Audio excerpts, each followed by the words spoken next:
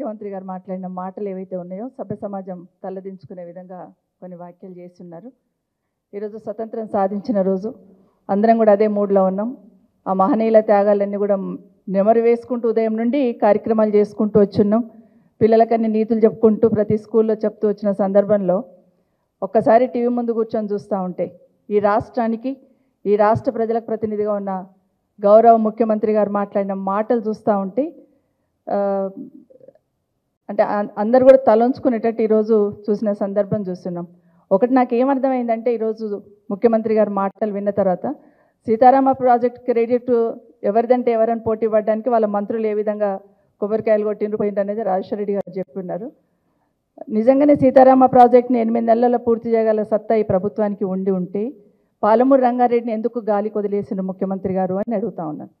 ఎందుకంటే మీ జిల్లాకు సంబంధించింది, ఆ ప్రాంతానికి సంబంధించింది ఇప్పటి వరకు ఒక్కసారి కూడా రివ్యూ చేసిన సందర్భం మాకు కనిపించలేదు.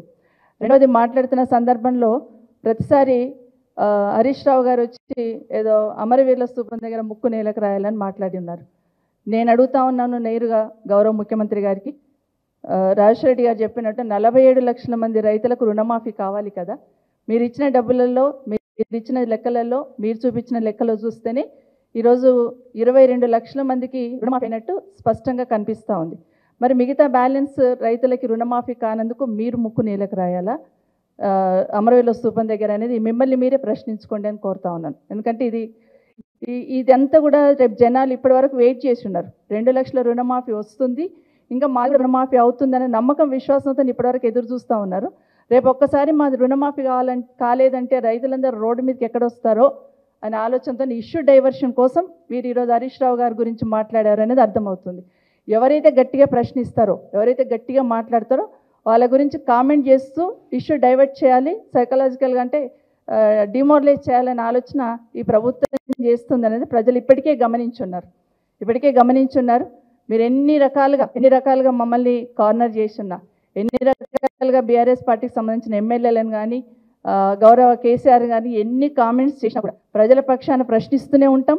మీరు ఇచ్చిన హామీల గురించి నిలదీస్తూనే ఉంటాం. మీరు ఎన్ని మాటలు మాట్లాడినా, ఎంత దిగజారి మాట్లాడినా, ఎంత వేలైతే చూపించే ప్రయత్నం చేస్తున్నా ఖచ్చితంగా మాట్లాడుతూనే ఉంటాం, ప్రశ్నిస్తూనే ఉంటాం. తప్పించడానికి అవకాశం లేకుండా ప్రజల పక్షాన్ని నిలబడుతుంది బీఆర్ఎస్ పార్టీ.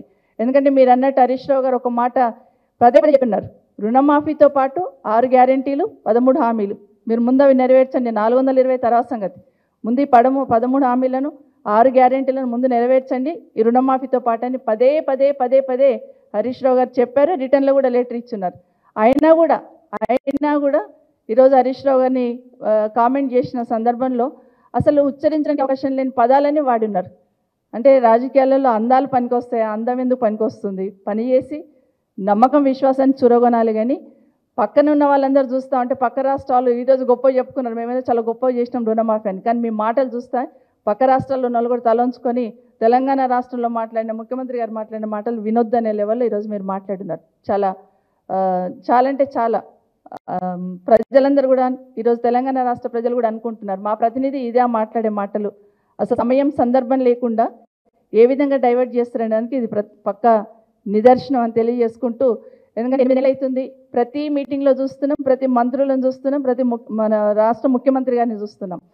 కేసీఆర్ గారు, కేటీఆర్ గారు, హరీష్ రావు గారు వీళ్ళ ముగ్గురు మాటలు లేకపోతే, పేర్లు లేకపోతే అసలు ఆ రోజే గడవదు అన్నట్టు ప్రతి ఒక్కదానికి అవసరం ఉన్నా లేకున్నా వీళ్ళ ముగ్గురు పేరు తీసుకోవాలి, చావమనాలి. అసలు ఏంటో అర్థమైతే లేదు. ఒక ముఖ్యమంత్రి హోదాలో ఉన్న వాళ్ళు మాట్లాడే మాటలని ఒకసారి మిమ్మల్ని మీరు ఆత్మవిమర్శ చేసుకోండి. ముఖ్యమంత్రి గారు, ఈ రాష్ట్రానికి ముఖ్యమంత్రి మీరు, ఒక పార్టీకి కాదు. ఈ రాష్ట్ర ప్రజలకు ప్రతినిధిగా ఉన్నారు. ఈ రాష్ట్ర ప్రజలందరూ కూడా అబ్జర్వ్ చేస్తూ ఉంటారు మా ముఖ్యమంత్రి గౌరవప్రదంగా మాట్లాడాలని. కానీ ఈరోజు మీరు మాట్లాడుతున్న మాటని మీరు ఆత్మవిమర్శన చేసుకోవాలని కోరుతా ఉన్నాను. ఖచ్చితంగా ప్రభుత్వాన్ని మా పార్టీ తరఫున ఖచ్చితంగా నిలదీస్తూనే ఉంటాం. అన్నీ అమలయ్యేంత వరకు ప్రజల పక్షాన ప్రశ్నిస్తూనే ఉంటాం.